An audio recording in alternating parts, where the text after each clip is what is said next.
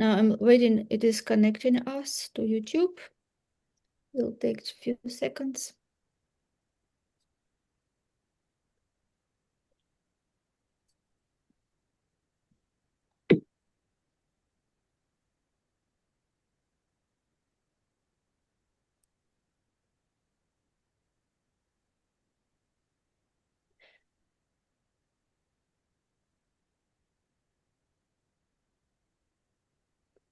Hello, hello, everyone. We are live on YouTube, and today is our next panel discussion. And the topic which we will speak about is spiritual habits of highly successful entrepreneurs. And here we have world-class experts who will share their knowledge, expertise, and their passion. And I personally love this topic so much because I believe that there cannot be success without spirituality, without understanding the laws and alignment with who we are, and also alignment with our goals and purposes, and with all the universal laws, and everything is accordingly. So before we start our discussion, I would, of course, I would like to remind about the purpose and mission of the Circle of Fame.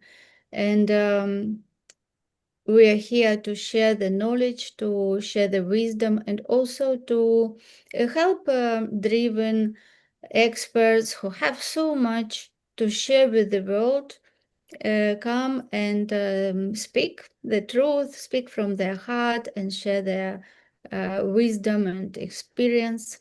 And I am very excited to know what we are going to discuss today. And before we start, I would like everyone to introduce themselves shortly, and then we will start our discussion. So who would like to start first with the short introduction? Dianné should be first, I think. Who? You? Yes, Alan. Diana? I suggested Diana because Huh? she's new to the group, and she's the other lady in presence apart from yourself, Elena. Ah, great. Yes. Yeah, you're welcome, Diana. Let's start with you. Right. Thank you, Ellen. Thank you, Elena. It's good to be here. Thank you for having me. I'm Diana Jean Aldrich. I'm in Madison, Wisconsin, and I'm the owner of 4 Pillars for Health Ecospace. It's a holistic center dedicated to physical, spiritual, and relationship health. I'm also the founder of Rising Couples, a movement dedicated to monogamous committed couples who are rising in love and working toward thriving in life because their coupleship at home at the core is strong and sacred and thriving. And I'm super excited to be here with you all. Yes, thank you so much, Diana, for being with us today and sharing your knowledge and wisdom. Okay, so what about you, Alan? Hi, Elena. I'm Alan Edwards. I'm a property investment and development expert from Hampshire in the UK. I've got a lot of experience of project management of major projects in the UK and also internationally as well, in as diverse places as the Bahamas, Botswana, Azerbaijan, Macedonia. And I'm looking forward to participating in the discussion. Thank you. Yeah, thank you, Alan. And Daniel? Hello, everyone. Delighted to be here today.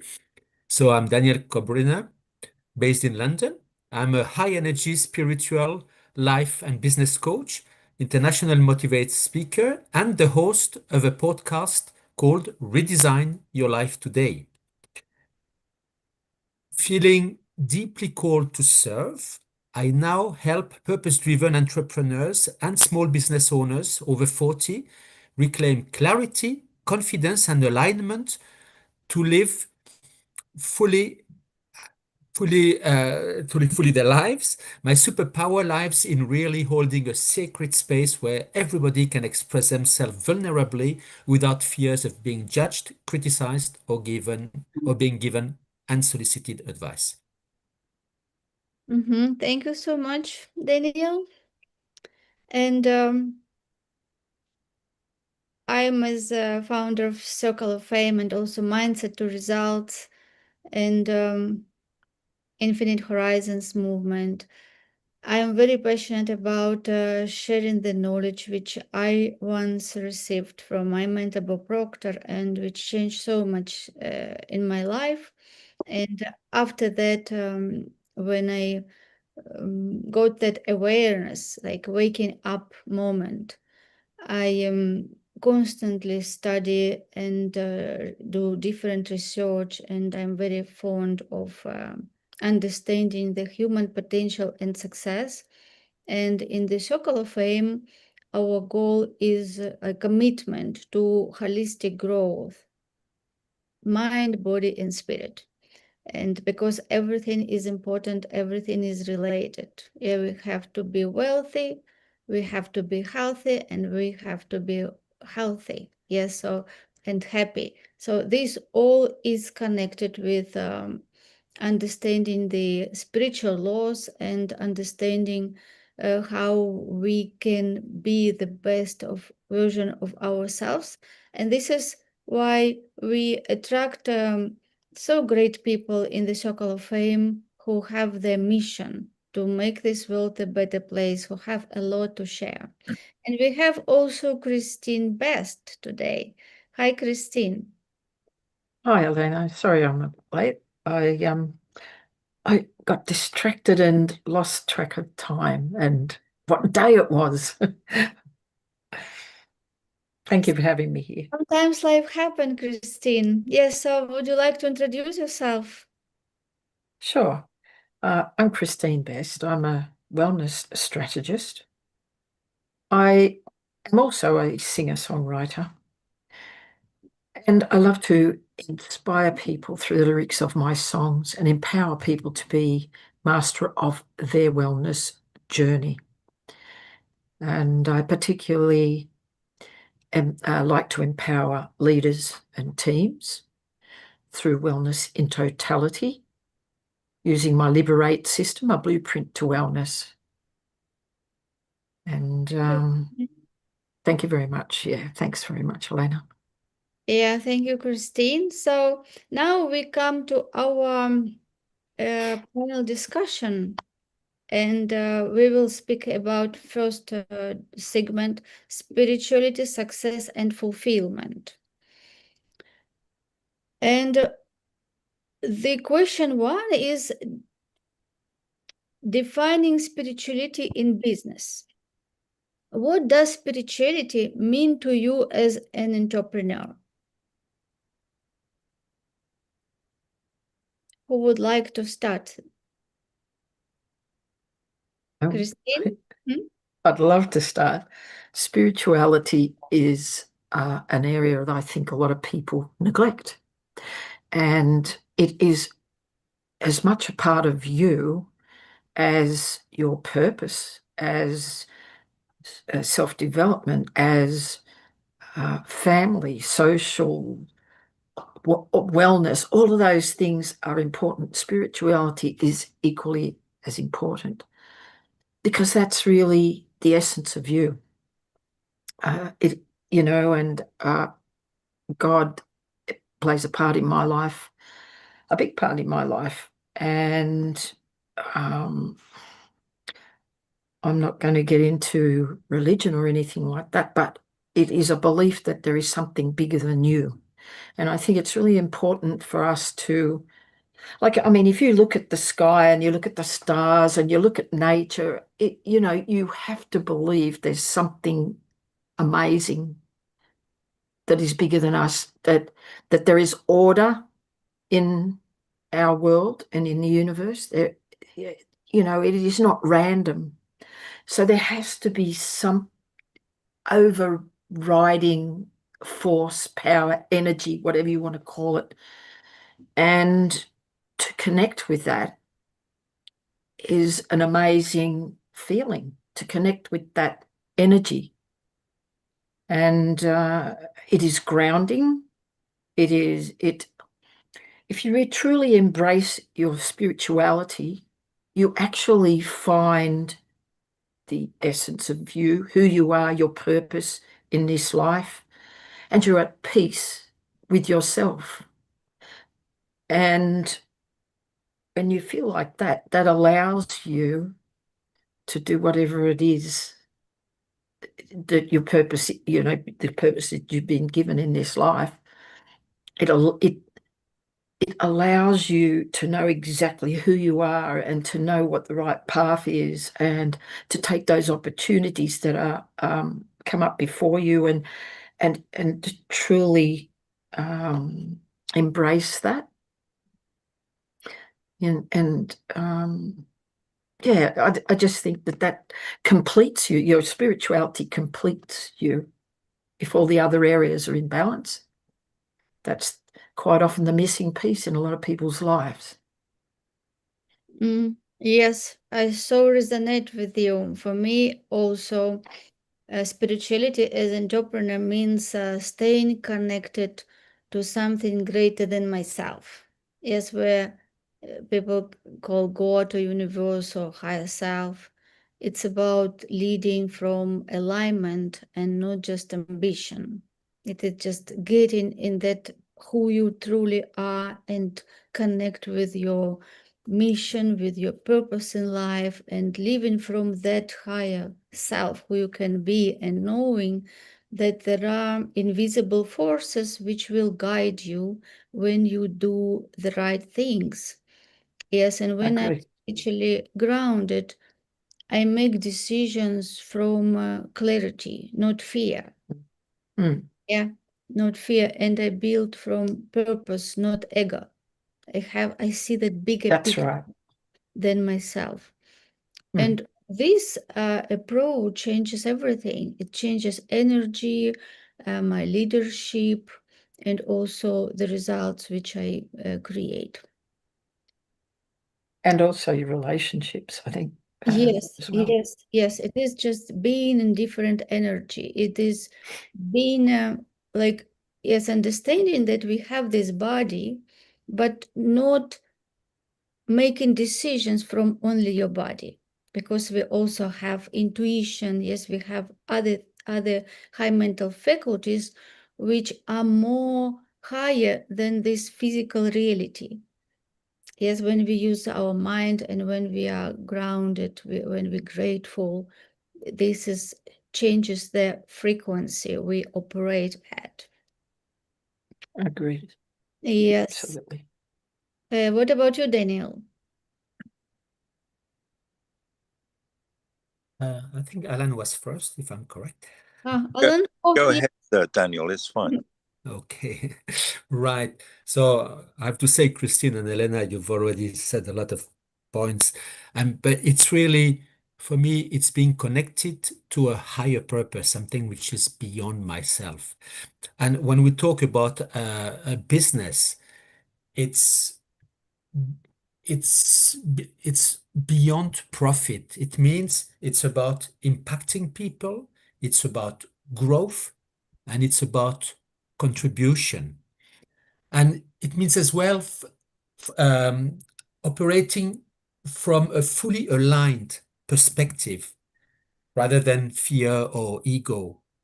And the last point, it's really about embodying fully authenticity, who we are, the way we are with our imperfections.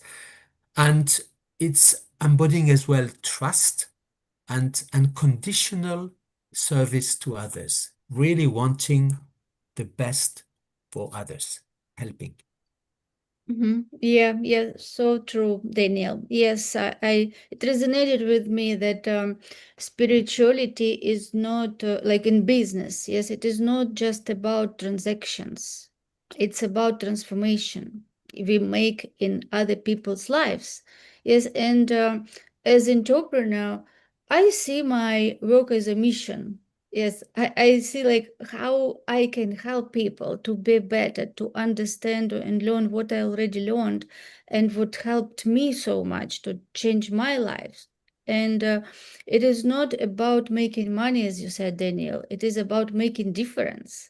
Yes, when we focus on value, yes, as human beings, we are given all these creative faculties and we can create. And when we understand our potential, and we see that so many people not knowing, and we want to waken them up and see, wake up, you can do so much in your life, you can become whoever you want, you can dream, you can achieve your dreams. Yeah, just, and this is like love to people. I think that what motivates me, it is real true love and the sincere interest in other people's well-being, and knowing that I can help many people. It gets me so much excitement and joyful, and this is what drives me, because I want to be somebody to give that value and to help many people who didn't reach that yet knowledge or that awareness. Yes, and this is how like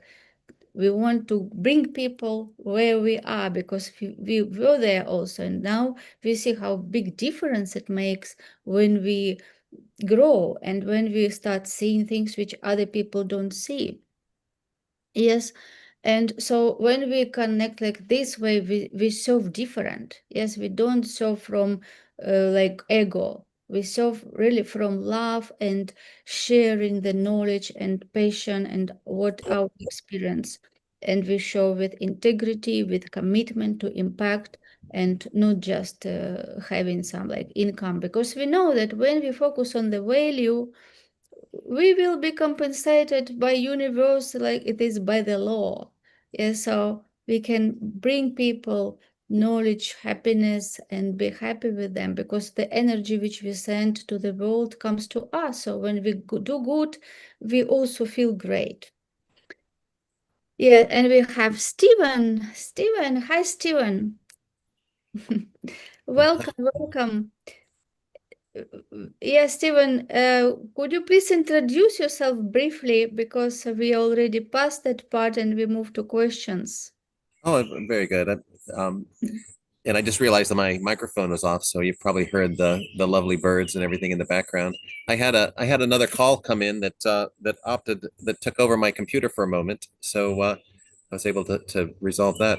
My name is Steve Buescher, and I am a coach. I focus on the area of empowerment, transformation. I love the modality of hypnotherapy, and what I focus on primarily is helping people believe in themselves and live a life of quality. So I've got several different ways that I do that. One is the Global Summit Events community, where it's a peer level community designed to help one another upscale, not only in our life, but in our business. And then I also have a focus on, it's called Happy Genius, and it's for the emotional intelligence of children, and also the Better Life Series podcast. So I do quite a bit along with the books that I'm writing. I've got a book on leadership that's currently in development, a book on spirituality, and also a book on narcissist proofing your life. So all of those are efforts to help people have a better quality of life. Thank you so much, and we are happy that you are with us today. Yes, so the question which we discuss now is what does spirituality mean to you as an entrepreneur? Yes, so I'll let you think about that, and we will ask Alan. Yeah, I'd just like to add to what was already said earlier, which is quite comprehensive. It's a person's values and their integrity, the ethics that they live by. And, this can be different things in different countries, but there's a sort of common shared spirituality amongst human beings. And I think this is the thing that is beyond business. It's not transactional. It's about shared human values. So in a nutshell, that's the only thing I'd like to say in addition to what was already said, which was really comprehensive. Thank you. Yes, thank you, Alan. Diana?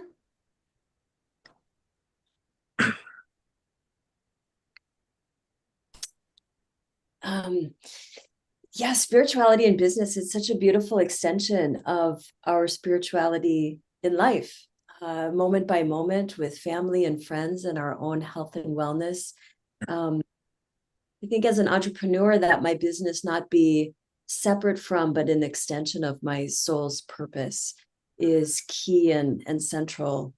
And how, as I listen to all of you share, and clearly we're all in alignment one with another, not only with our source and higher power, but I sense there's this deep understanding in each of us to be in alignment with our soul's purpose.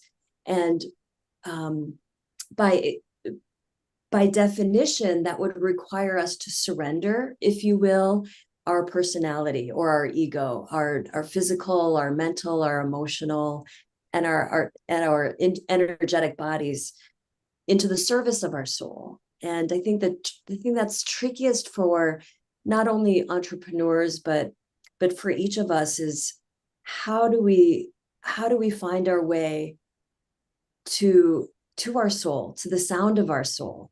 How do we tap into our intuition and thereby know what our purpose actually is, so that by extension, that purpose can reveal itself and move and work its way into our work life that does serve and touch others. And so this is the beautiful path of enlightenment, of spirituality, to come back home to our internal wisdom and love and sacred power, so that from that centered place of home, we can move out into the world in all the ways that we're called, and business certainly being one of those. And I'll just finish with the knowing that for every problem, there's a spiritual solution. And so I love this topic today because as business owners and entrepreneurs, we come into the daily grind and the problems that are associated with business, but to also be clear that within our own business as entrepreneurs, that each day there are spiritual solutions to every challenge that we meet, and that way we also set an example for our clients and our customers and our students that we too are finding our solutions through our spiritual path. Yeah, thank you so much, Diana. And what about Stephen? I love what everyone shared so far and what I've heard, and I have to say that I love the reference to Wayne Dyer. He's one of my heroes, and he talks about having that spiritual solution to any problem. It's a beautiful concept, and I love Alan's background. What a beautiful, peaceful, spiritual reflection, and it's why I'm out here as well. There's an energy. There's a feeling that you get when you are in nature. There's a feeling that you get when you are at peace. And to me, we have two perspectives from which we can experience this life. We have our egoic perspective, which you were alluding to, Elena, and that is a place of striving. It's a place of not knowing. It's a place of trying to find significance and worth. And then we have our spiritual side, which is at peace. It's like everything is okay. There's no judgment, even in the struggle, even in the suffering. There's no judgment of that because we are alive, and the fact that we are alive is a beautiful gift. So when we're relating this concept to business, if any of you have ever been in sales, you can't sell when you're in a place of need. You can't sell when your energy's off. But when you're at peace, when you don't need the sale, you can sell anything to anyone. And it's more of the fact that you're attuning into them. You're finding out, okay, what is it that you need, and do I have what you need? And that connection is something that's real value. So when we're talking about spirituality, I think if we don't have spirituality, we're going to be in a constant place of striving, and we're going to be in a constant place of exhaustion, because we're going to be working so hard to try to make things work and matter and everything else. But if you're in a place of peace, that's when, just like Diane had mentioned, that's when the solutions come in. You're not striving so hard for them. You're not trying to make something happen. You're living your life and you're allowing it to unfold naturally. And there's nothing more beautiful than to appreciate the gift of this life. And how many people are trying so hard, not to die, or so hard to live a life of importance, and missing out on the fact that we have that right now. no matter where you're at in the world, no matter where you're at financially, the fact that we're taking a breath right now it's beyond price. It's beyond measure. And if we can take that positivity, that spirituality, and if we can see something in someone else that they don't yet see and coax that into life, it will change the world for them. And I think that's what we're all here to do, is to make an impact on the world and to make a difference. So to wrap it up, by not trying to do all the things that our egoic side is trying so hard to do, we actually will achieve all of that. And we'll do it with ease, we'll do it with joy, and most importantly, we do it with connection. And I think connection is the most important thing that we have within this community. So thank you all for being here, and thanks for enlightening me. Yes, of course, Stephen, your great contribution to this discussion. Yeah, so we are moving to the next question, and this is: how has your spiritual practice shaped your business philosophy and decisions? Who want to share first? Daniel. Right. So there are different areas here, but first one is, my decisions are really guided by integrity and energy alignment and the profound desire to elevate others, to help others getting the best out of themselves. So what I'm doing in my leadership style is really using my intuition a lot, and rather than, all the data, which used to be the case before, but it's really about, what does feel right. If something doesn't feel right, I'm not going there. So these are the main elements. Yes.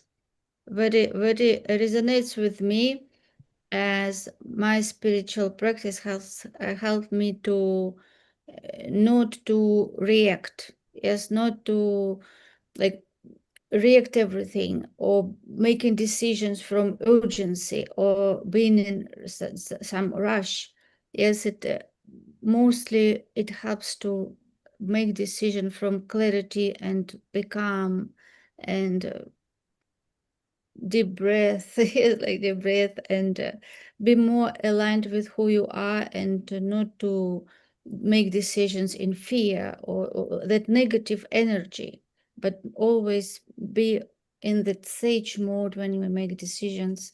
And this is leading from the deep place of calm and clarity. Yeah, who else want to share? Kristine. Yeah, Kristine. Well, like Alan was saying earlier about values, I think if you are aligned spiritually, you tend to have good values, you tend to have good ethics and morality. And I think those things are essential in life, as in business. And that's how I operate my business. That's how I conduct myself, with honesty, openness, empowering people and not just getting them to come back to see me so I can take their money. That is not my philosophy or my practice. It's about empowering the person so they can carry on the work that I've taught them. And then that person tells several other people who can then come to me. Therefore, I'm not without a client. That's how I've always operated my business in the past. That's how I will continue to operate my business. I'm not afraid to empower people, because that generates more people to come to me, because they're going to say, Kristine helped me, and I want to tell you, all my friends, about her. You know what I'm saying? And so having that integrity and having that generosity of spirit I think is important to people, because when you are kind to people, that person, as they become stronger in themselves, they pass on that kindness to someone else. It's like a smile. You know, you smile at someone, they can't help it, they smile back. And it's the same with kindness, and it's the same with honesty and integrity. It rubs off on the people that are around you. And I think that that helps for a better world. And there was something I wanted to say a little earlier about us helping people, because that's what we do, right?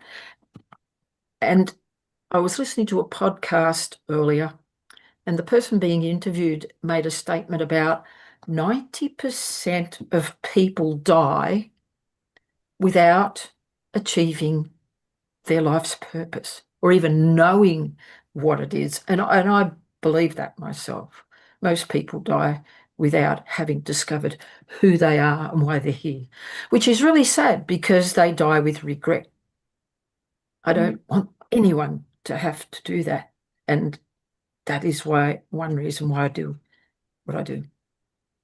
Yes, Kristine, you mentioned such important point, is that everyone is born in this planet with the uniqueness, with genius. Yes, and everyone has that only unique, something unique that nobody has. True. And if they just understand that and understand that how powerful they are, like every person is so powerful, every person can be so creative, tap into this so huge potential, yeah, which mind has, which you using all these creative faculties. And people, unfortunately, as you said, 90% brings their talents as something that they can dreams to the funeral with them. Yes, and you said there is nothing as regret. Like people before they die, when they're asked, what are you regret? And they don't say that they are regret about something that they did wrong. They regret about their dreams that they didn't follow, that they didn't go after what they wanted in life. Because it is really, when we look as conditioning, yes, like people are conditioned just to study well in school, then become like become good worker, like be students first good, then when work well good, and then wait for your pension to come.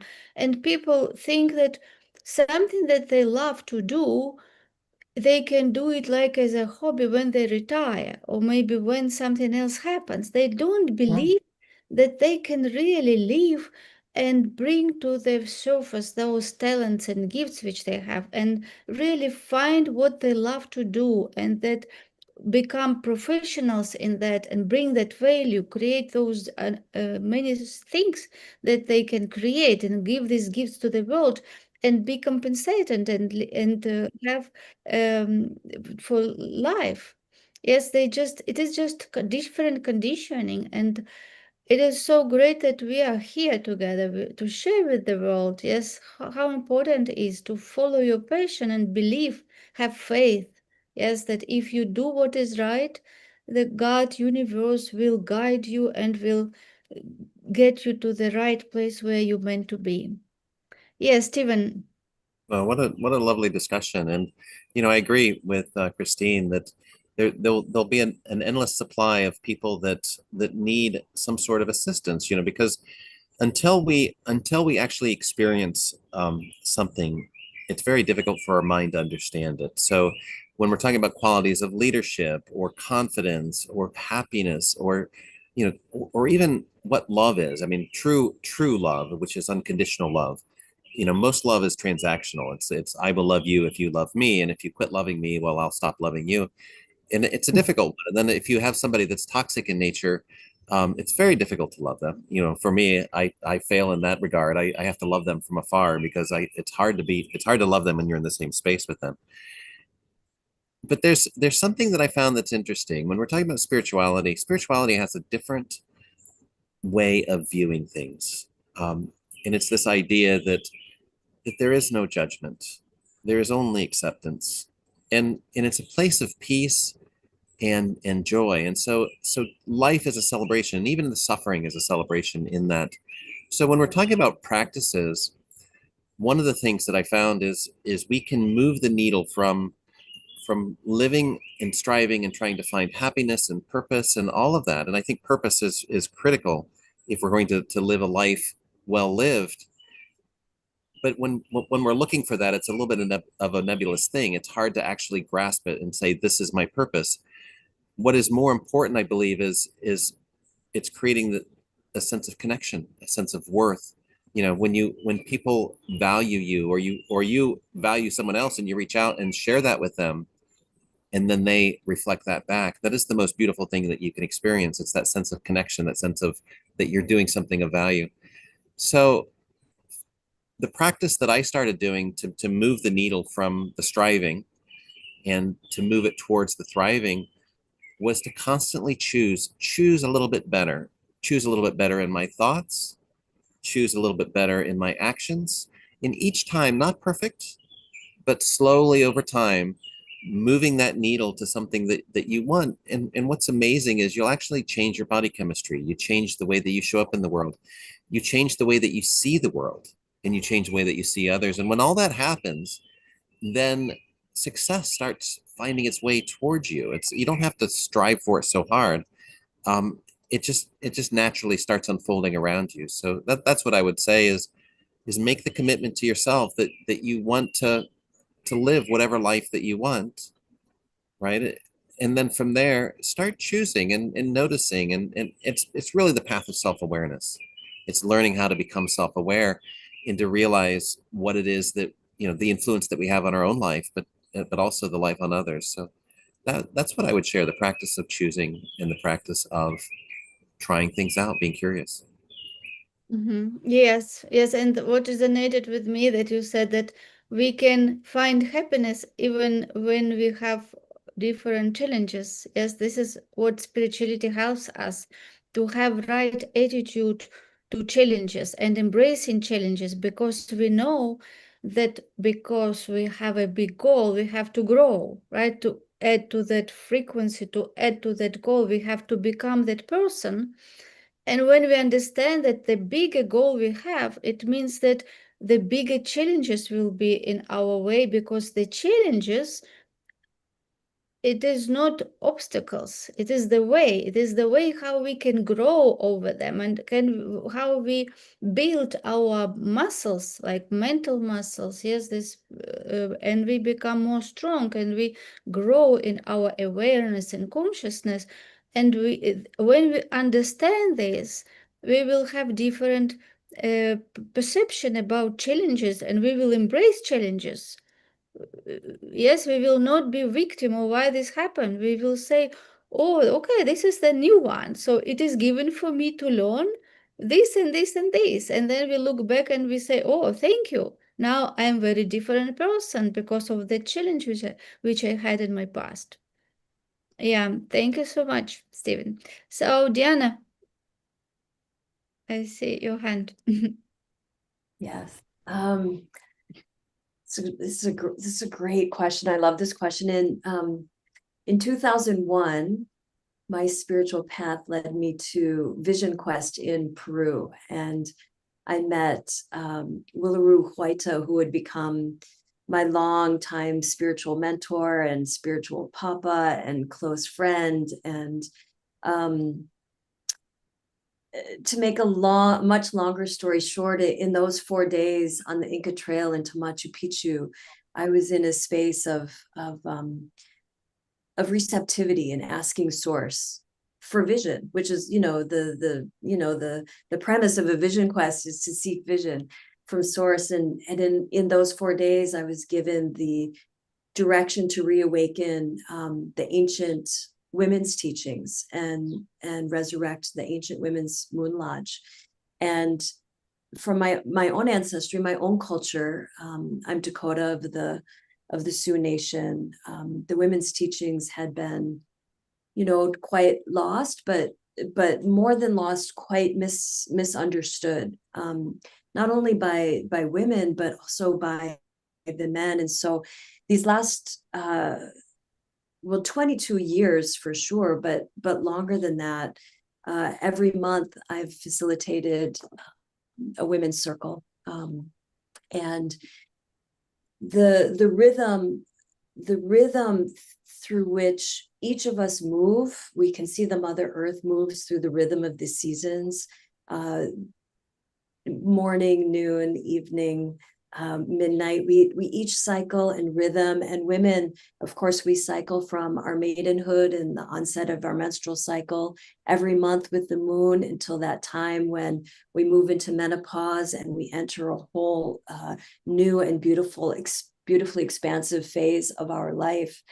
And in honoring the rhythm of not only the Mother Earth, but honoring the rhythm of my own cycles as a woman, I start to tap into the cycles of the sun and the cycles of the moon, which inform intuitively, but also energetically, the cycles of my life as a business owner and the cycles of the life and movement of each of my clients, and to help them see that in whatever moment they find themselves in, it's to identify what moment of this cycle of life they're in and what they're expanding or evolving into.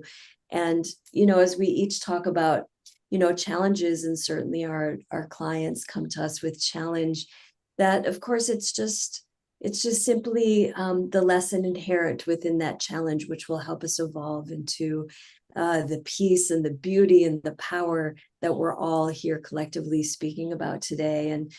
And by an extension of that much larger vision quest, in 2001, there's a daily vision quest for me. There's a meditation every morning at 8 a.m. my time with two of my lodge brothers, one who's in Miami, the other who's in New York City. And every single morning, without fail, we come together and we vision together on behalf of all of humanity, bringing love and light through to the sacred planet. And then from that time with them, I just move into a meditation.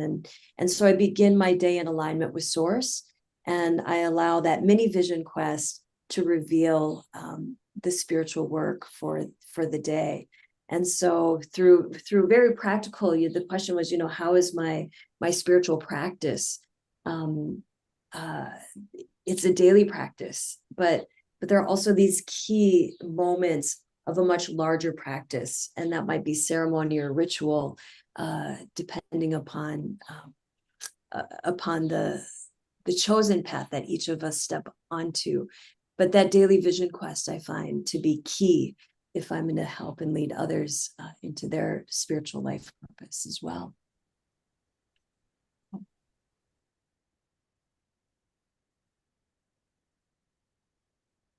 You're muted, Elena. Yes, okay, yeah, thank you, Dianné. Yes, what else came to my mind about when we discussed about spirituality is that before I was very controlling. I wanted to control everything, all outcome, everything.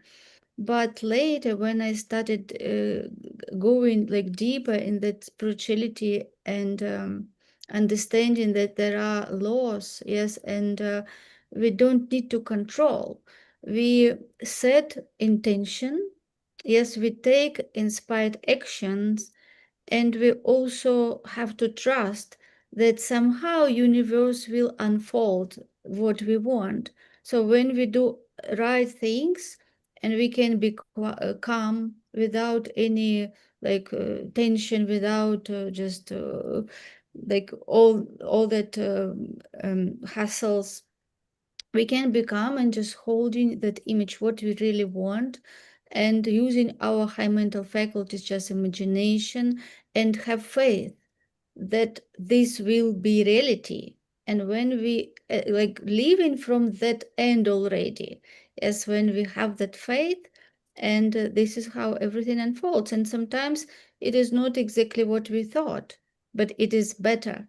Yeah, because in the process you can even find that this is even became better when I thought, and this is what we can believe, that this will happen and even better than what I think. Yes, Stephen. Oh, I just had a very quick reflection, and I love that you did the Vision Quest, Dan. I always wanted to do that. I have not done it yet. I've done my own little Vision Quests, as far as some spirituality and things like that, but they're not as long lasting, but quite meaningful and quite impactful. And from that, what I realized is that if we're going to venture into this world of spirituality, if we're going to Vision Quest, or if we're going to seek that there's multiple energies out there, there's multiple entities, and some will promise power, some will promise control, some will promise wealth, but there's always a transaction, there's always a cost. And I would caution people to be wary of anything that demands a price for what they're offering, because true spirituality, in my regards, is connecting to what it is that we already have.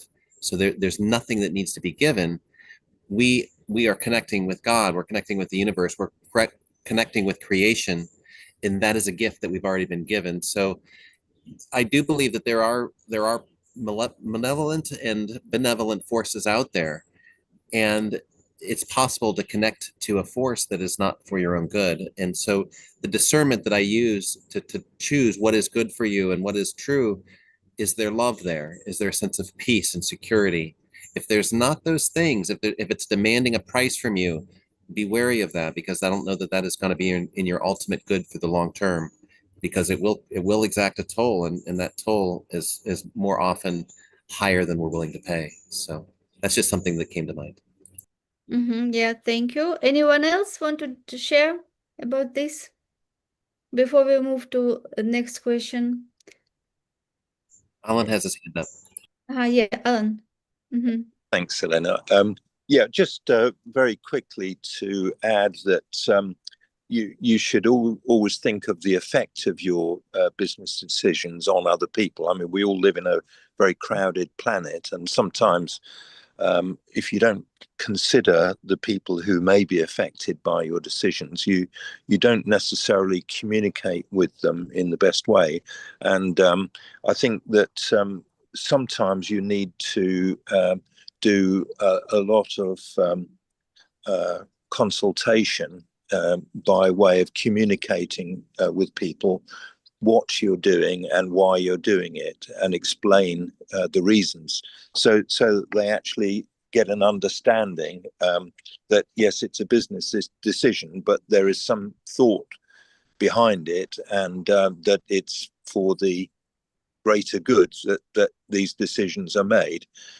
Obviously, you can't necessarily please everyone all of the time, but I do feel that by treating people like human beings and communicating with them, you can get better outcomes than if you just carry out business decisions and ignore the effect on the people who are affected.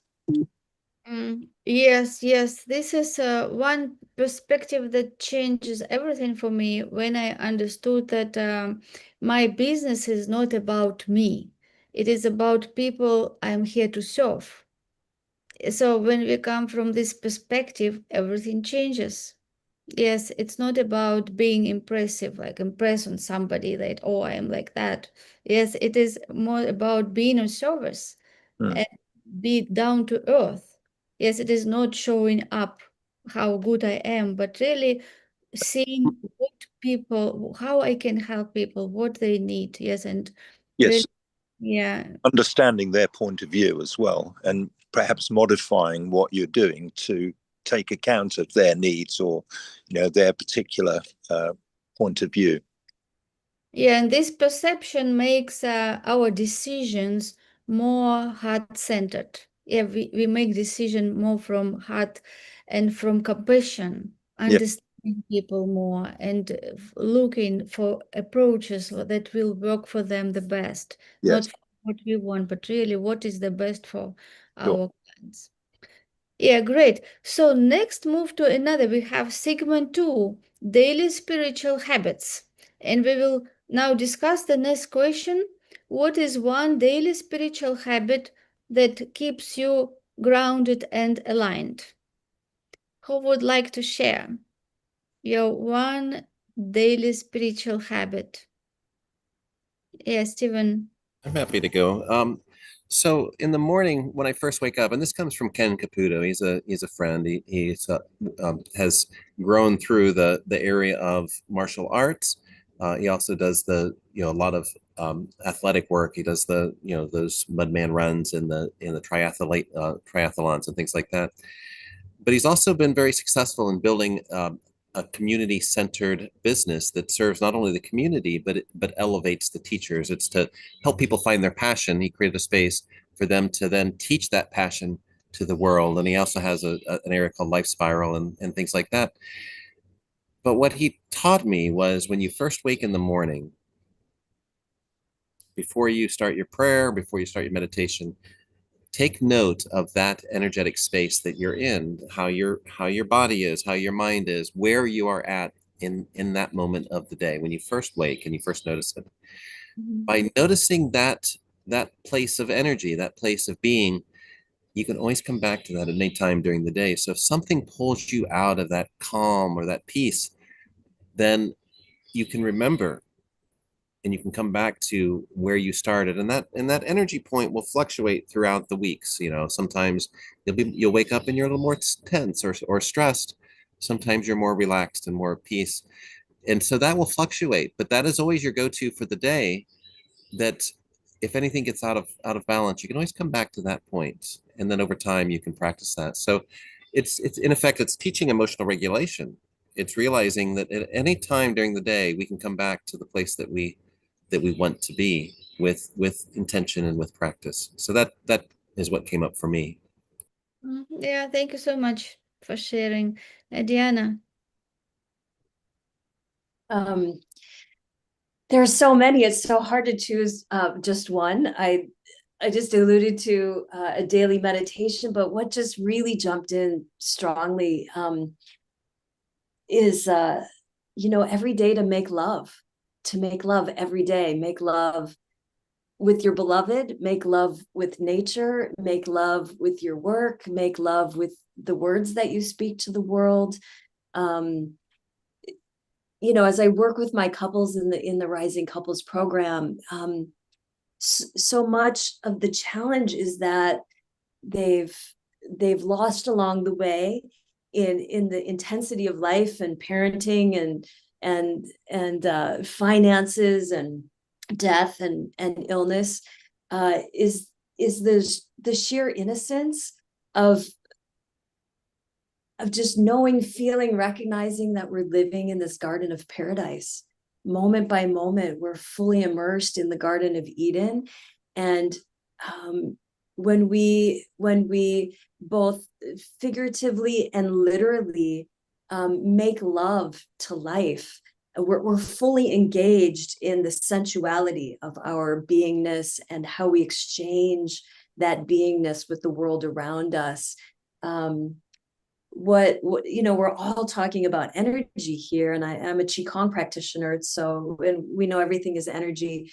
Nikola Tesla, reminded us, of course, that everything is energy, frequency, vibration. But when we're exuding the vibration of love in a very literal sense by making love, which requires action, there's a being in love, but there's the call to make love or to amplify love. And as we do that, as we cultivate that energy, it circulates, it ripples out, it comes back in, it boomerangs in this beautiful way. And if we allow ourselves to move in the flow of that sensual interconnectedness with life, then we just inherently create a beautiful space for everyone who comes into our sphere of influence.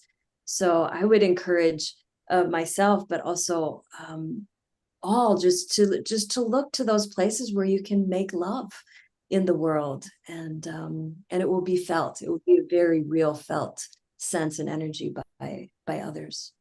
Yeah, thank you so much, Dianné. Yes, amazing contribution. Kristine. Yeah, I like the idea of what Dianné said. That was very nice about, love. And when I first wake up in the morning, I'm not always, fully with it. So throw cold water on my face, and that brings me to myself. I'm fully there then. And I look outside or I walk outside, depending on the weather, and I appreciate the nature that I see, the water, the birds, the trees, the sky, just enjoy nature because I find nature very grounding. And because God created it for our enjoyment, just as much as he created it for his enjoyment. And I pray to God, but I'm also grateful for all the things that are in my life. And I guess that aligns with what Dianné said, because being grateful is a kind of love.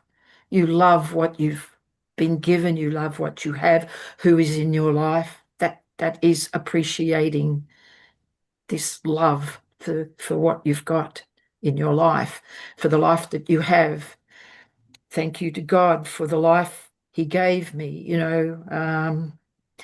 So it is all based on love, and that's a positive emotion, a positive energy. Any negative energy is inclined to make you unwell. And I think having that frame of mind and having a routine where, you know, you do the things that you like to do, because I like to walk, I love to run, I love to be in nature and breathe fresh air and have space where I can just, I don't know, enjoy myself, but also allow my thoughts to do what they want to do. And that's how I can be creative. I can get ideas, and that helps me in my work and in writing my songs that I write. And so praying also to God gives me peace to my soul. And so I think and God is love anyway. So I agree with you, Dianné. Love is everything.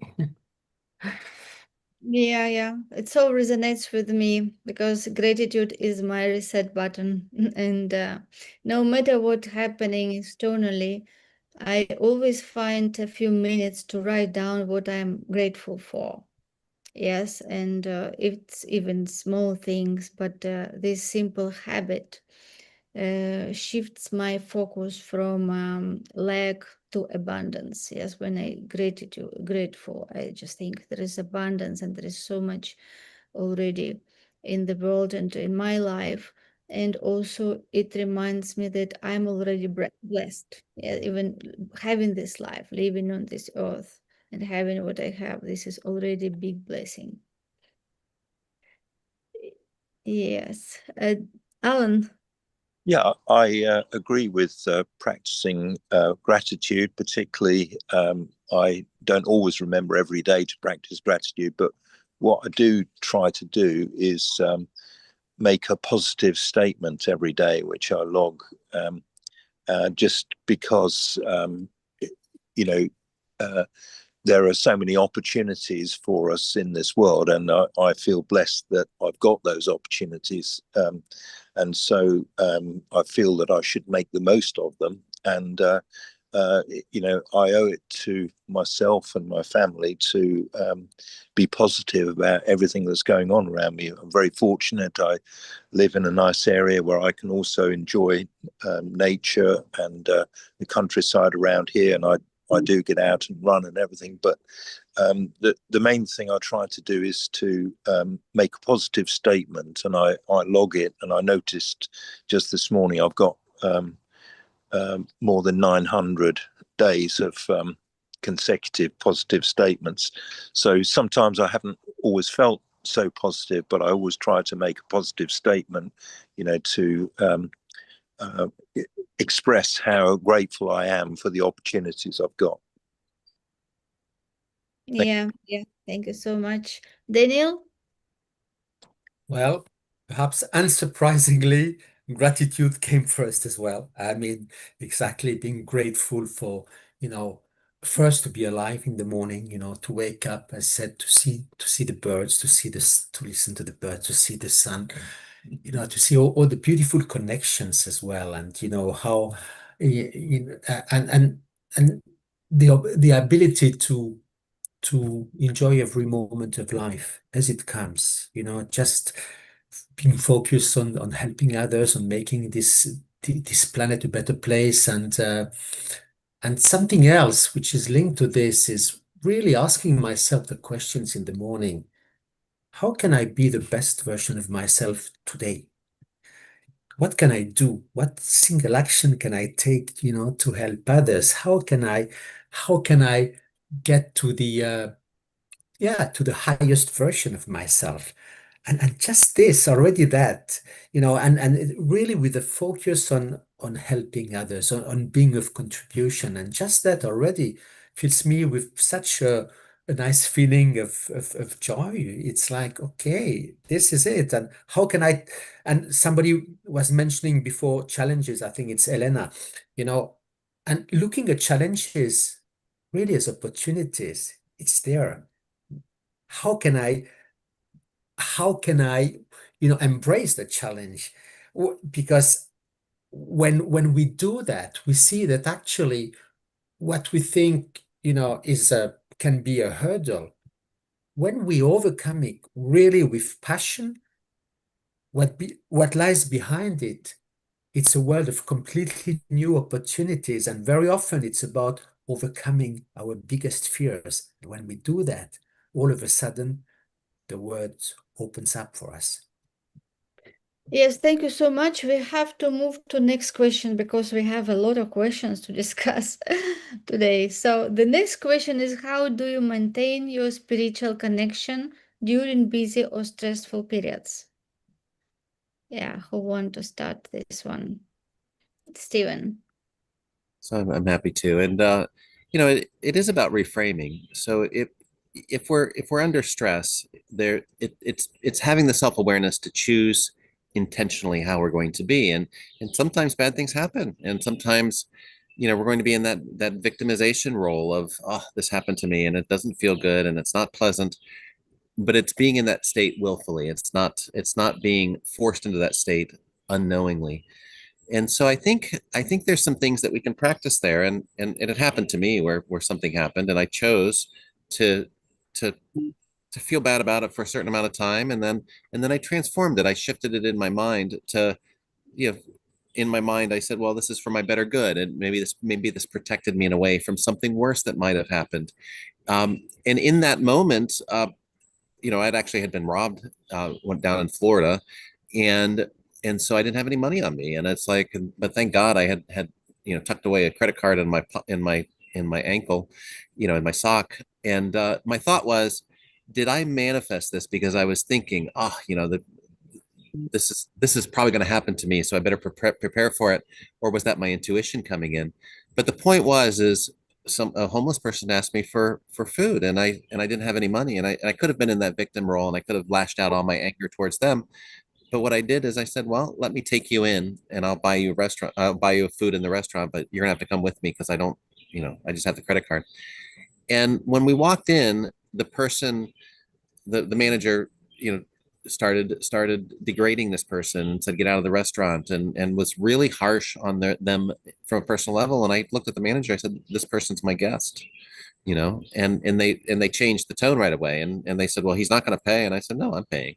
And once that was established that this person was my guest, it up-leveled their humanity. They were so thankful, and the person shared with me that they probably would have taken their life that day if I hadn't stepped in and just showed them a base level of kindness.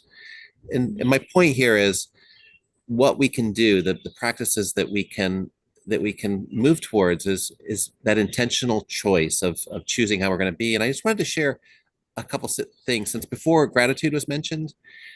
To me, the metaphor that I use is I use it as a seed. So gratitude is a seed for the virtue or the state of happiness.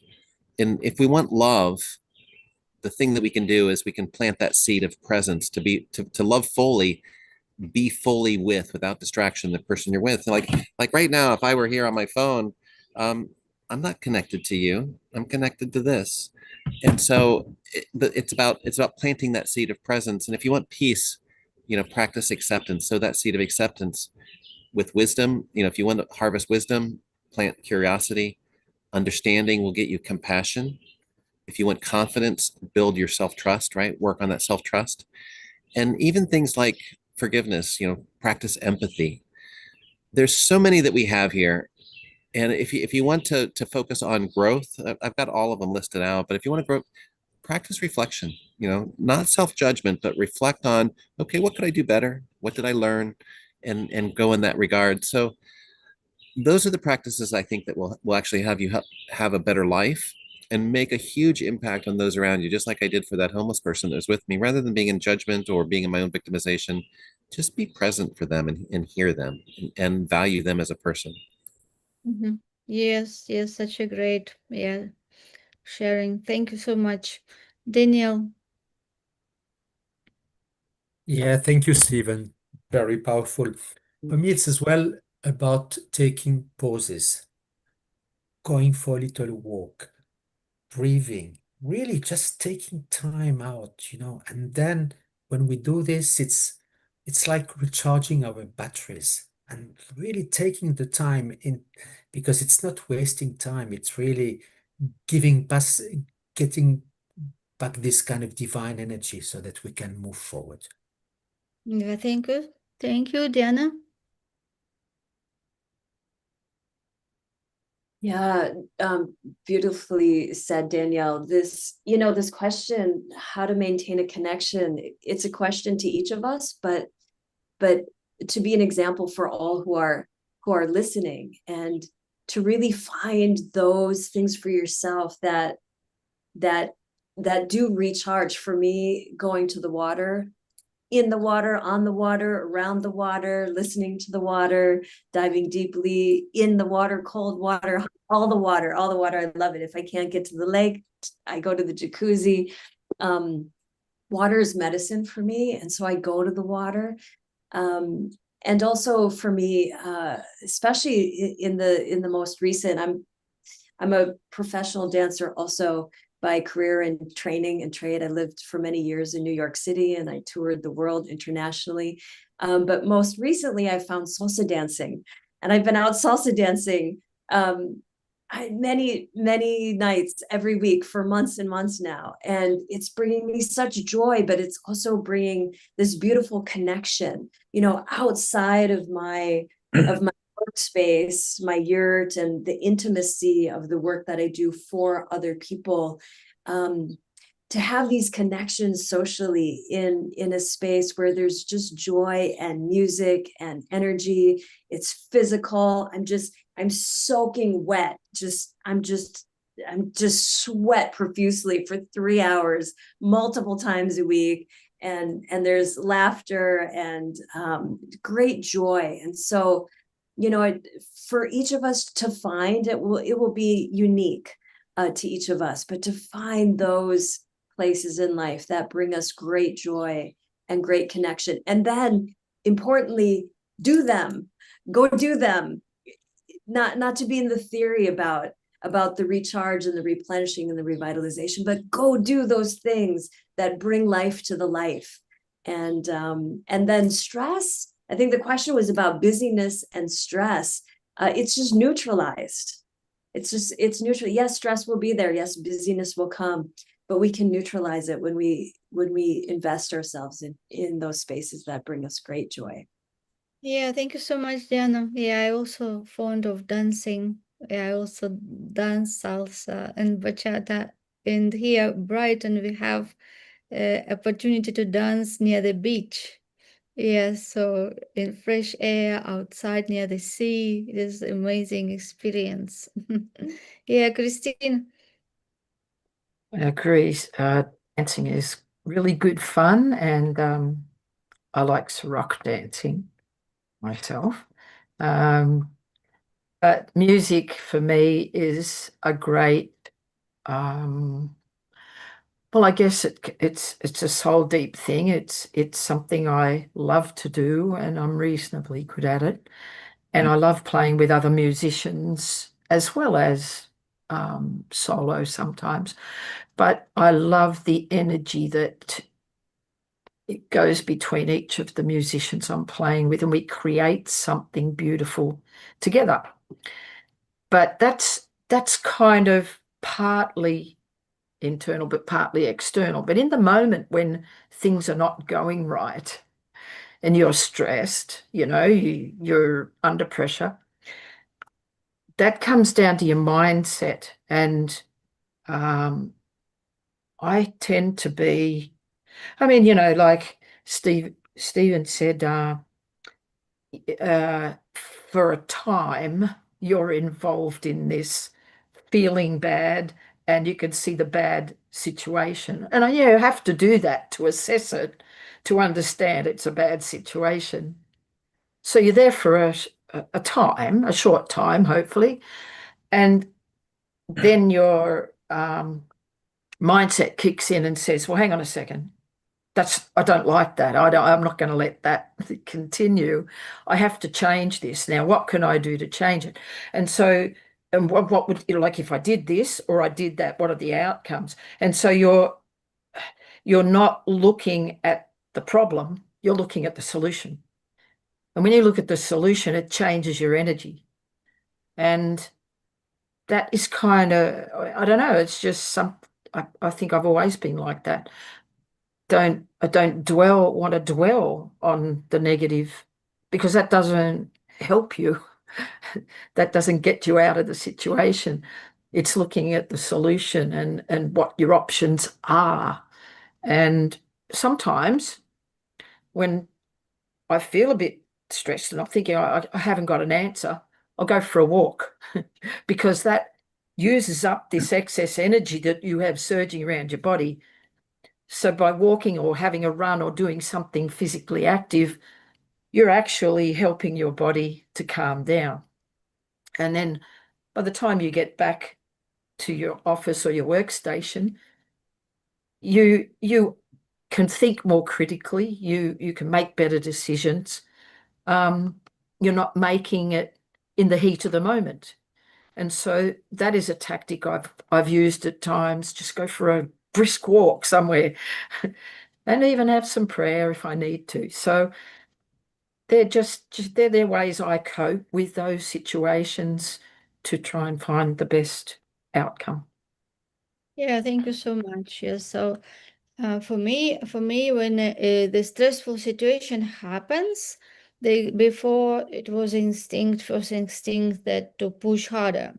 So now I do the opposite. I pause. So even if it is just 5 minutes to breathe or to just journaling and just step outside of that situation, and that short pause reconnects me to my center. Yes, and reminds me that clarity doesn't come from force. Yes, it comes from alignment. Yes, so it really helps not to push in things, not to be involved in that, but just like standing outside and thinking, taking breath and thinking, what is the best, what I can do the best in this situation. Yes, that will be very different from reaction. Yeah. Okay, great. So let's move forward because we have a lot, like 3 more questions. Navigating challenges with faith and purpose. So let's go just very briefly because we have just 15 minutes left. Yes. So the first question is, this section is, how has your spiritual practice helped you overcome major obstacles in your business? How has your spiritual practice helped you overcome major obstacles in your business? Yeah, who would like to share? Daniel? Yeah, I'll share briefly. You see, several times I've been confronted to crisis situations in management. Something happens. And what helped me is it was really this ability to pause, to take a step back. Because obviously, when you lead a team, you see, if you are in the panic mode, in a reacting mode, everybody is going to follow you on this track. So sometimes it's really take this step back, look at the situation, as, okay, facts happen, life happens, but really what matters is how we react to them.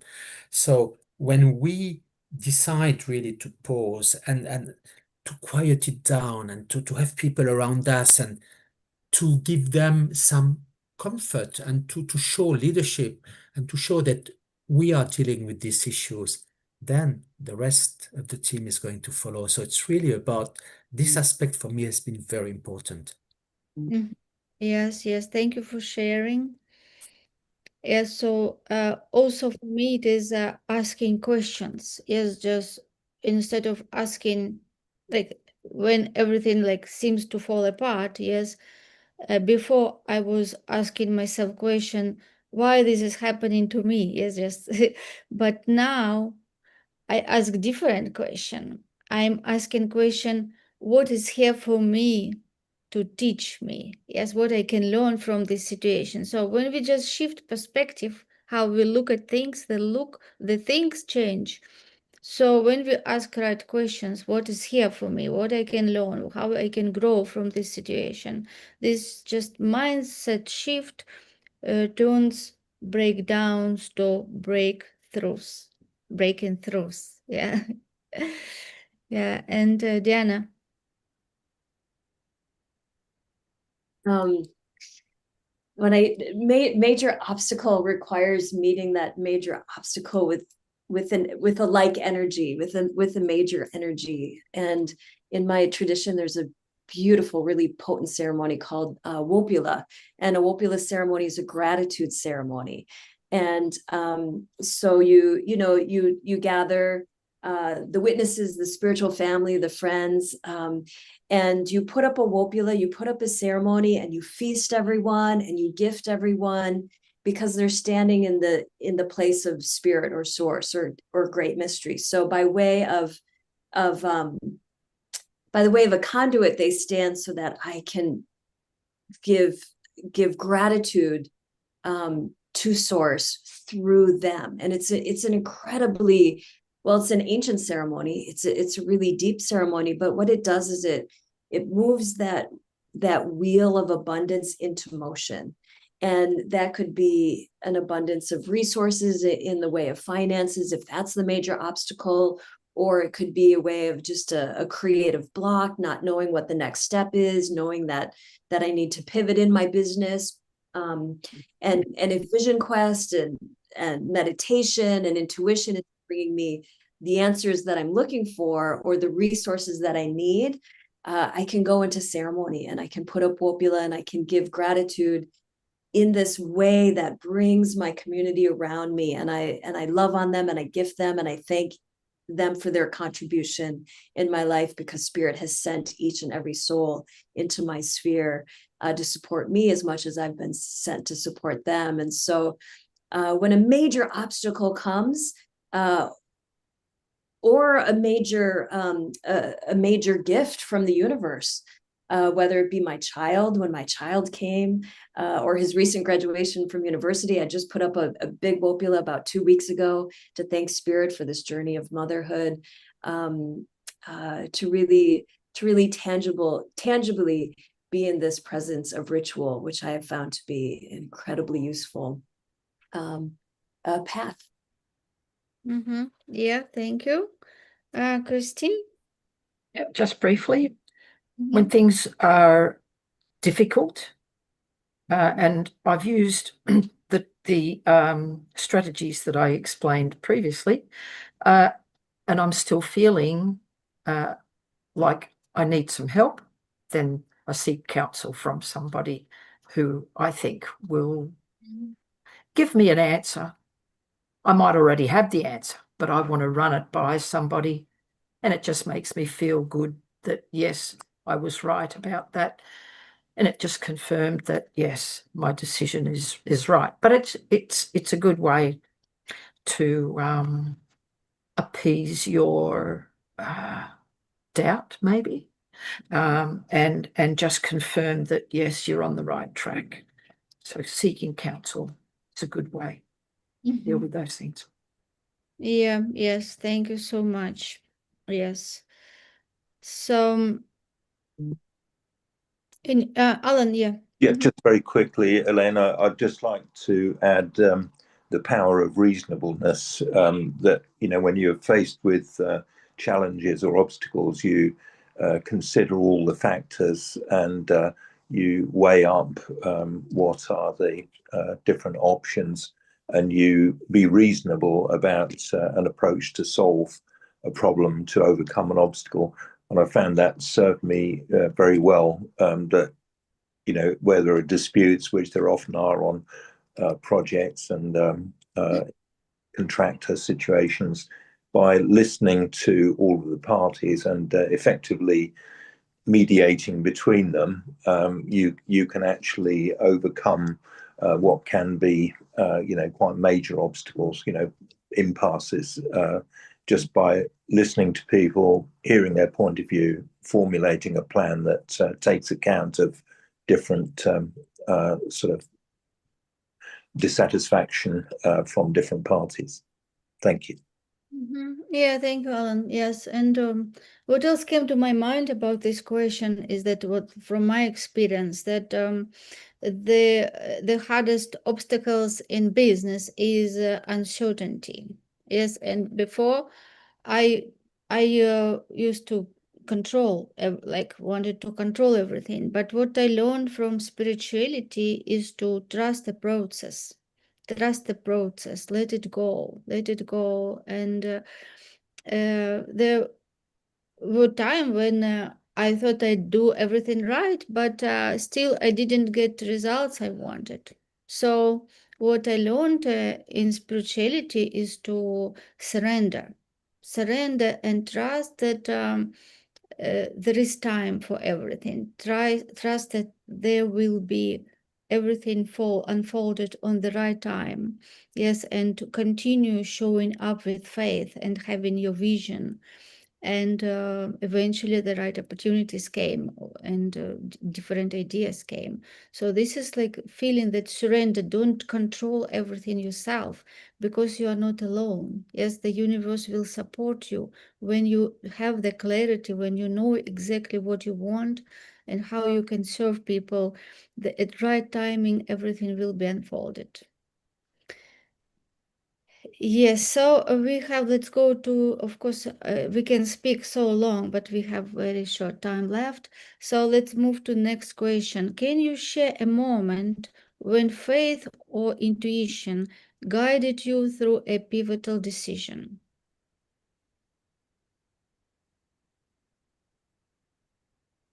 Can you share a moment when faith or intuition guided you through a pivotal decision? Yeah, Dianné. Yeah, I can speak to this one because it's been such a I don't even have a word for it. During COVID, my brick and mortar, like so many, needed to shut down, at least temporarily, during that time, and one didn't know how long that might last. And so I went into that question, how do I pivot? What's needed here? And a coach, a great guide, a business coach, said, reach out to your current clients and just, interview them. What do they need? What do they need now? What do they need in the future to move through? So one of the questions on that questionnaire, and I'm just speaking quickly because I know we have limited time, was I asked, what is that one secret desire that you have that you never talk about? And I just wanted to see if I could mine something from that place that would help me serve them. And it's very interesting, but 100% of the men said it was the one intimate, sacred, lifelong relationship that was their secret desire, to be in union with their beloved, their spouse, by their partner, life partner. And so I started looking really deeply into that, and through the course of my work as a life coach, I recognized that over and over and over again as I'm working with my client. This question or this challenge of relationship is constantly on the table, whether it's a business coaching client or a physical fitness coaching client, whatever they come to me for, it always comes back to what's happening with their beloved at home. If it's thriving, if it's challenging, it's because it's such a distraction of the mind. And so at that moment, I started creating what has now become my Rising Couples program. And I'm helping couples really thrive in their relationships so that they can thrive in every other area of their life, be it business or health or parenting. And it was an incredible pivot when I stopped to receive what was happening in the world around me, which meant my business had to shut down, and I had to look deeper what the life was calling from me next, what spirit needed me to move into next.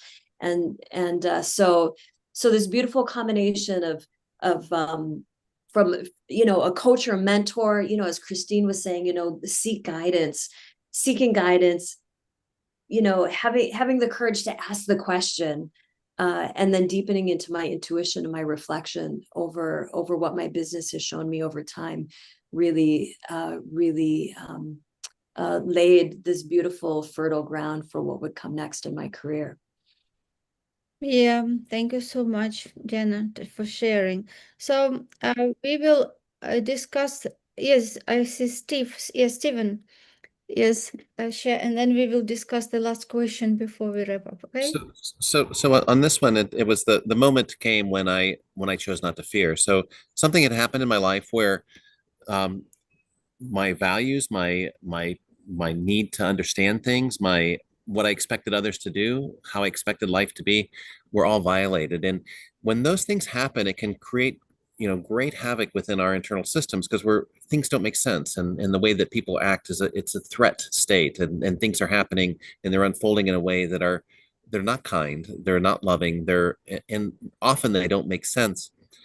But what I did is I dropped into a place of acceptance. I let go of the need to have things the way that I thought that they should be, and I accepted them as they were, even if they didn't make sense.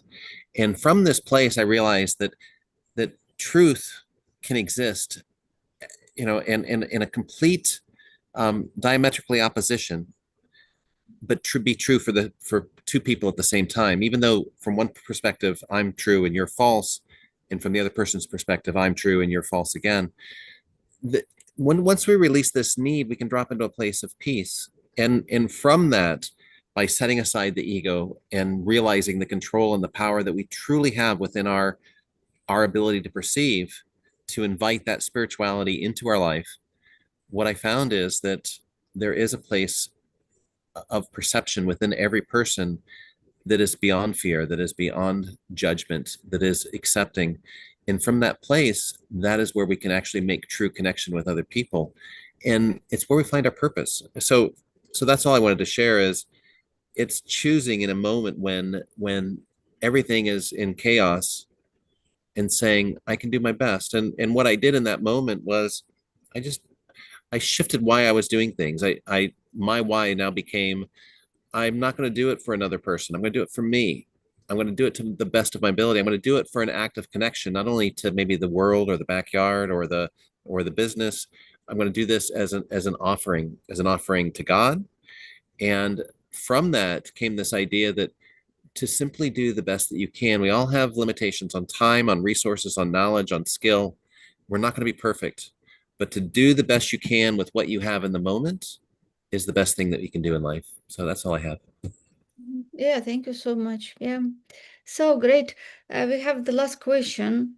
What's your top advice to integrating spirituality and business seamlessly? Diana. Yeah, I just was making a note in summary of this time that we've spent together today, and all that we've shared, and what just dropped in just now is the answer to this very question, which is listen. Just listen. You know, the practice of deep listening, the practice of taking time to listen. That might be in nature, that might be salsa dancing, that might be in meditation, that might be from learning past lessons in life, that might be listening to your clients or your customer or source, or to one another here on this panel. But giving ourselves the gift of listening, and really taking the time to listen, and to listen deeply, in that beautiful space of receptivity. Yeah, thank you, Kristine. What is your advice? This relates to this question and the previous one. When I embarked on this chapter of my life, there was a drawing me to, there was this like an energy drawing me on this journey. And I felt this and I resisted it for a while, and it was stronger and it was pulling me to embark on this chapter of my life. And I was uncertain, and I gingerly took a step in that direction, and the door opened. I walked through. I liked what I saw, and doors kept opening as I walked through, over time. And here I am. And what I want to say is to listen to. So that's your spirit speaking, God speaking, the universe speaking. It was telling me I need to do this. And I'm on my path. I know I'm on my path. It was right. And so you've really got to listen to yourself. And I think the only way to do that is to step back, as Diana said, and various people have said. You've got to be at peace with yourself, to listen to yourself, to listen to what God wants, the universe, the energy. You've got to feel it. You've got to be in the right frame of mind. You have to be in the right energy level, which is at peace, not heightened and hyped up. You need to be at peace. And so, that's how I make my decisions about the direction I'm going in life. Yes, so true. This is yes, very resonates with me. And my what would be my advice is that alignment. Let alignment be your strategy. Let alignment be your strategy. Ask yourself regularly, does this feel true to me? Does this feel true to me? When your actions are aligned with your inner guidance, when you start listening and hearing more and more, then things just flow naturally. Yes, it is nothing to force. It just will be coming as a result of that alignment and understanding who you are, and then listening to your intuition and your guidance. And you understand that you don't have to force success. It becomes a byproduct of authenticity and intention, which is in you. So that would be my advice. Who else? Daniel. Yes, Daniel. Well, I think that Daniel also resonates with what we well, said. absolutely. Actually, Elena, what you said is really what I was just about to say. Same thing. It's about alignment in all your areas of your life. Be aligned to your core values, to really what you want to do in life, and authenticity. Be yourself. Be yourself the way you are. Accept yourself with your imperfections, and trust. Have trust. Have trust in the process. Have faith. And when you do that, this is where you are going to give the best of yourself. Yes, thank you so much. Who else? Diana. Diana. What is your advice to integrating spirituality? Sure. Yeah, I'll just restate that deep listening. We'll come into alignment when we create space to listen deeply. We'll be inspired when we come into that space to listen deeply. The universe reveals itself to us when we're receptive to it. And so by extension to the listening, I would just really encourage, and this is something I encourage my couples, remember to be receptive to one another. When we receive someone's love, they feel loved. We often think that giving love looks like love, but often receiving the love of the universe, receiving our water and our food and the flowers and the beauty all around us, is an incredible act of alignment with source. So stay in that space of receptivity, and the universe will certainly be giving. Yes, beautiful. Yeah, thank you, Stephen. What, I think that we're all saying the same things, because everything that I'm hearing are things that I'm feel deeply and I know to be true. And for myself, I start by letting go of the idea that spirituality and business need to be separate. Spirituality for me is about, aligning and living from this place of presence, having integrity and love in what I do. And business is simply one of those expressions. A lot of us talk about this being like a child. For if you create one, it's like a child for us. It's your baby when it first begins. So when we bring spiritual awareness into our work, everything changes. Our conversations become more intentional, our decisions are more aligned, and the outcomes are, I think, more fulfilling. So my advice is this, lead from the inside out. Take on that responsibility of being the leader and being a spiritual being, and begin by connecting to something greater, whether that's through stillness, prayer, breath, reflection.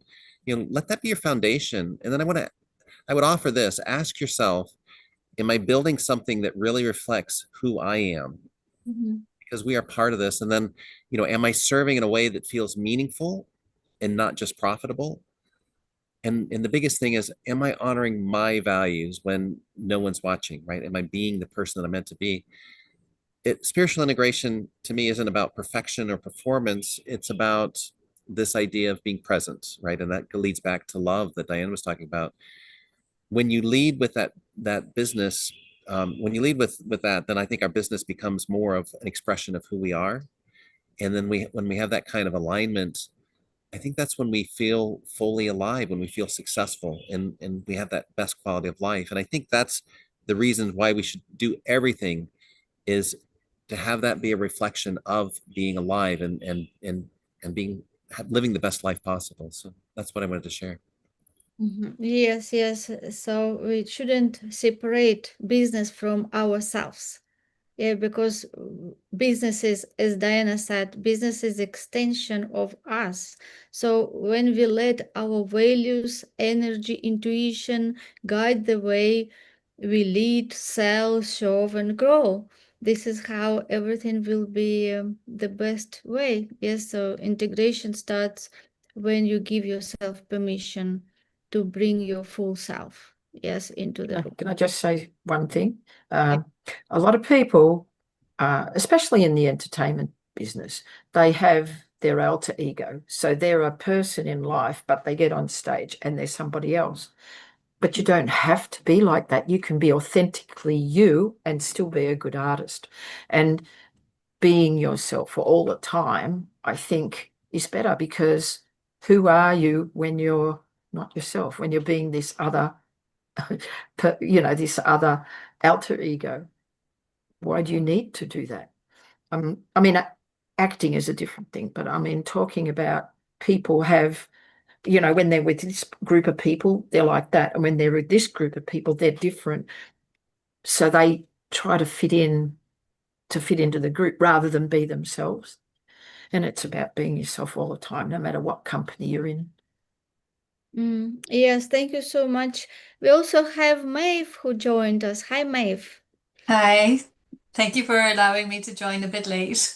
Yeah, you're welcome. So if you want to share, what is your top advice for integrating spirituality in business?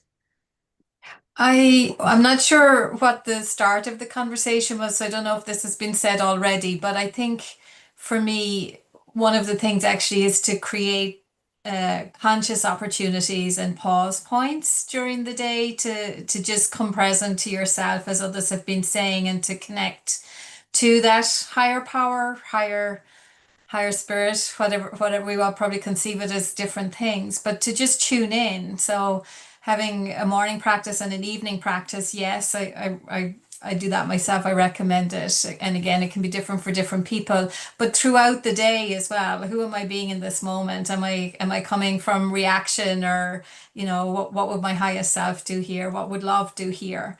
And when we take those opportunities to pause, then I think we stay out of that kind of human reactivity and can kind of access that higher guidance and show up better.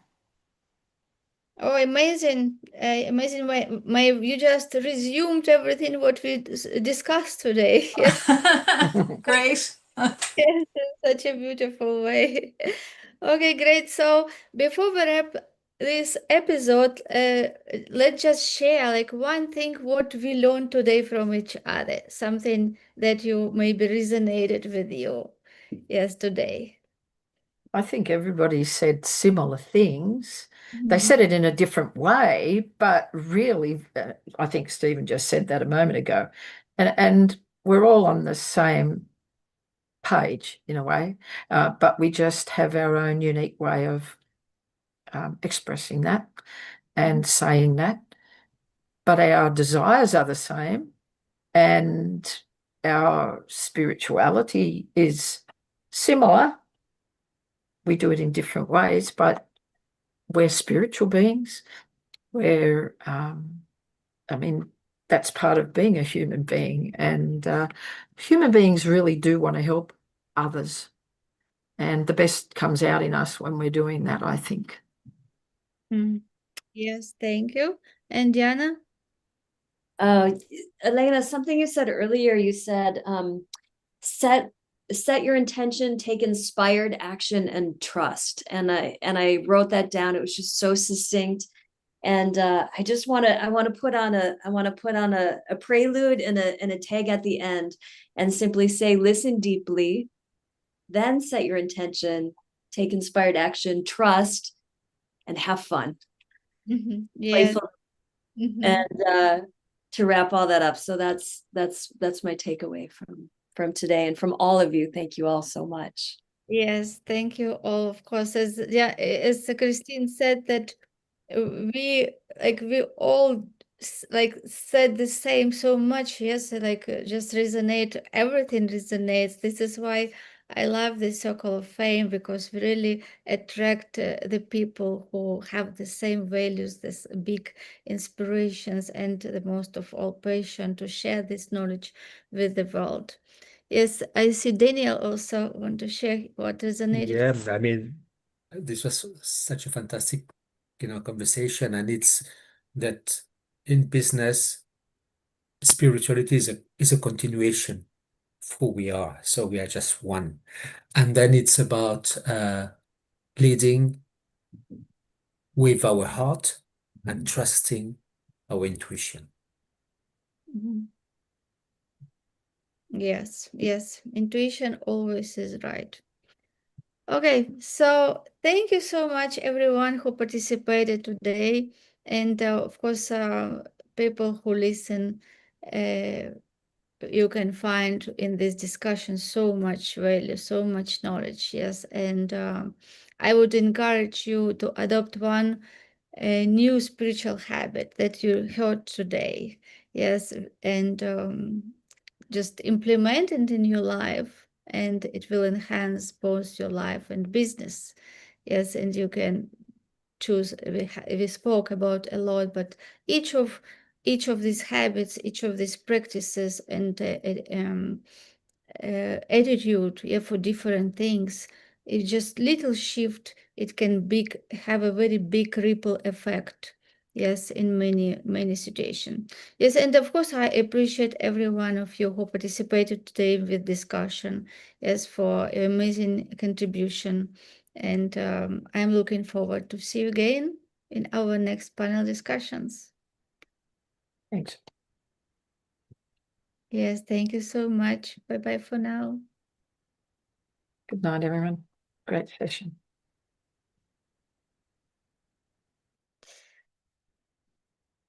Yes.